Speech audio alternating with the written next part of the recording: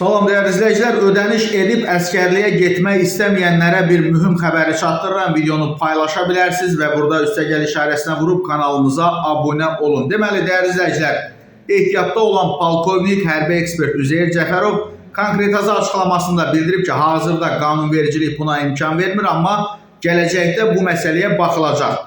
Böyük ehtimalla qardaş Türkiyədə, Gürcüstanda və digər ölkələrdə olduğu kimi onların təcrübəsinə əsasən belə metod tətbiq edilə bilər. Bunun üçün qanunvericilik uyğunlaşdırılmalıdır.